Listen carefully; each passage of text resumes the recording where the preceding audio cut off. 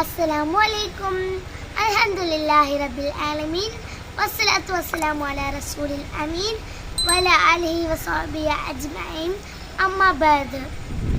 കൂട്ടുകാരെ, എല്ലാവർക്കും സുഖമല്ലേ? എന്നെ മറന്നോ? എൻ്റെ പേരാണ് ദിയ ഫാത്തിമ. ഞാൻ 4th സ്റ്റാൻഡേർഡിൽ പഠിക്കുന്നു. ചങ്ങാതിമാരെ, ഞാൻ ഇന്നിവിടെ പറയാൻ പോകുന്നത് ബലിപെരുന്നാൾ എങ്ങനെയാണ് ഉണ്ടായത് എന്നതിനെ കുറിച്ചാണ്.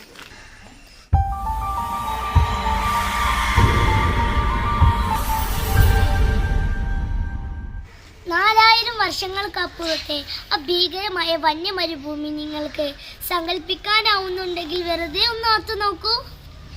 ജലശൂന്യവും ഫലശൂന്യവുമായ അഭീകരമായ അറേബ്യൻ വന്യമരുഭൂമിയിൽ അകപ്പെട്ടു പോയ നിസ്സഹായരായ ഒരമ്മയും പിഞ്ചിളം കുഞ്ഞും, ഒരു മരത്തിന്റെ തണൽ പോലും ഇല്ലാതെ മുൾച്ചെടികൾ മാത്രം നിറഞ്ഞ പാറമലകൾ അടുക്കായി നിൽക്കുന്ന വന്യവും ഭീകരവുമായ മരുഭൂമി,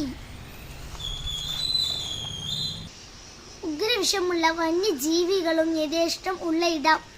ആ കുഞ്ഞെ നിർത്താതെ കരയുകയാണ്, കൈകാലികളിട്ടടിക്കുന്നു. ഒരിറ്റു ദാഹജലത്തിന് വേണ്ടിയാണ് ആ കരച്ചിൽ. മകന്റെ കരച്ചിൽ കാണാനാകാതെ നിസ്സഹായയും അബലവുമായ ആ ഉമ്മ ഓടുകയാണ് 2 കുന്നുകൾക്കിടയിലൂടെ. തലങ്ങും വിലങ്ങും ആ പിഞ്ചിളം പൈതലിന്റെ കാതരമായ കരച്ചിലിന് കാതോർക്കാൻ നിങ്ങൾക്കാവുന്നുണ്ടോ? ഇല്ല. ഒടുവിൽ സഫയുടെയും മറവയുടെയും ഇടയിലൂടെയുള്ള ആ ഉമ്മയുടെ ഓട്ടം നിലച്ചത് ആ പൊൻ കൈകാലിട്ടടിച്ച സ്ഥലത്ത് അത്ഭുതമായൊരു നീരൊഴുക്ക് പ്രത്യക്ഷപ്പെട്ടപ്പോഴാണ്. അനിയന്ത്രിതമായി പൊട്ടിപ്പുറപ്പെട്ട ആ നീരൊഴുക്ക് മാതാവ് മണൽ മാന്തി നീക്കി തടാകമുണ്ടാക്കി തടഞ്ഞു നിർത്തി.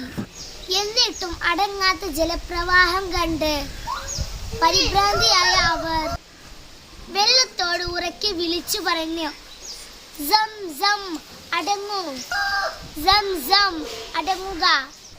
അങ്ങനെ അടങ്ങി ഭൂമിയുടെ മാർത്തട്ടിലൊതുങ്ങിയ ആ അത്ഭുത നീരുറവ ആയിരക്കണക്കിന് വർഷമായി ഇപ്പോഴും ലോകത്തെ അതിശയിപ്പിക്കുന്നു.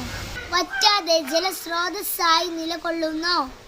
ഇന്നിപ്പോൾ ആ പ്രദേശം ഫലസമൃദ്ധവും ജലസമൃദ്ധവും ആയിരിക്കുന്നു. ഒരു ഉമ്മയുടെയും മകന്റെയും അതിശയകരമായ